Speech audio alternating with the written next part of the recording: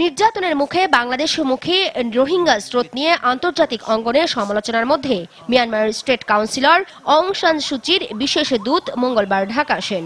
সফররত মিয়ানমারের পররাষ্ট্র প্রতিমন্ত্রী কিউ3-এর সঙ্গে আলোচনার বিষয়বস্তু জানাতে পররাষ্ট্রমন্ত্রীর এই সংবাদ সম্মেলন। বলেন, রোহিঙ্গাদের ফিরিয়ে নিতে মিয়ানমারের আন্তরিকতায় আশাবাদী তিনি। তো আমরা মনে করি যে সম্পূর্ণ জিনিসটা, সম্পূর্ণ ব্যাপারটা একটা কি বলে সম্মানজনক এবং যথাযোগ্য একটা সমাধানের দিকে এগিয়ে যাচ্ছে। তিনি স্বীকার করেই নিচ্ছেন। তবে একই সঙ্গে যে মিয়ানমারের যে অভ্যন্তরীণ যে ব্যাপার, এটা তাদের ব্যাপার, কিন্তু তা হলেও বাস্তবতা আমাদের খেয়ালে রাখতে হয়। পররাষ্ট্রমন্ত্রী জানান, মিয়ানমারের নতুন জটিলতা তৈরি হওয়ার পর থেকে এ পর্যন্ত তাদের 65,000 নাগরিক সীমান্ত পেরিয়ে বাংলাদেশে ঢুকেছে। প্রাথমিকভাবে গেল 2 মাসে আসা মিয়ানমারের নাগরিকদের বাছাই প্রক্রিয়া শুরুর বিষয়ে আগ্রহ দেখিয়েছেন কিউ3।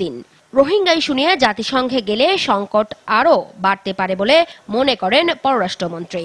যে কোনো দুটো প্রতিবেশী দেশের মধ্যে পৃথিবীর যে কোনো জায়গায় এই সমস্যা হবেই। এটা এখন এই সমস্যা কিভাবে সমাধান করে, এটা ওই দুই দেশেই ঠিক করে।